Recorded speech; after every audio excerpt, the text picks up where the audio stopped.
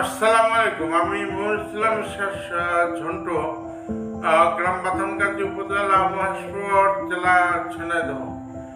আমি অসুস্থ। টিভি আমার সঙ্গে, টিভিতে আমি একটা প্রোগ্রাম দেখছি ভারতের একটা চ্যানেলে। বাংলাদেশের লালন ফকিরকে নিয়ে কথা বলা হচ্ছিল। একজন বলল লালন ফকিরের বাড়ি বাংলাদেশের কুষ্টিয়া জেলায়। তো আমি অবাক হয়ে গেলাম। লালন ফকিরের বাড়ি তো বাংলাদেশের ঝিনাইদহ জেলার হরিশপুরে।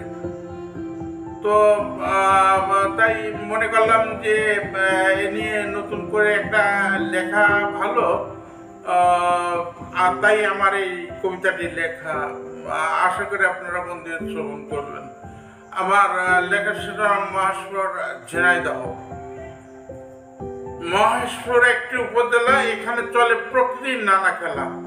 পাশে আছে কপোতাক্ষ নদী, বয়ে চলেছে যেন নিরবধি।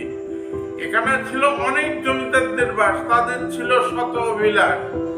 মহেশপুর জুড়ে সমতল ভূমি, এমন দেশ জুড়ে আছে ভূমি। দত্তনগর এশিয়ার বৃহত্তম ফান, মনোবল আমাদের বড়ই শক্ত আন। পৌরুষ বাংলার দ্বিতীয় অবস্থানে, ইহাই সত্য কেউ তা জানে। এখানে বীরশ্রেষ্ঠ হামিদুর রহমান, চিরদিন রবে তার কীর্তি বহমান। ঝিনাইদহ হলো জেলার নাম। এখানকার কবি গোলাম মোস্তফা, ফখরুল আহমেদের অনেক নাম।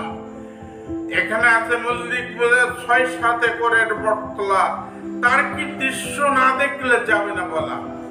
এ জেলা লালনের জন্মস্থান, তেমন ভরে আছে অনেক পণ্ডিত বিদ্বান।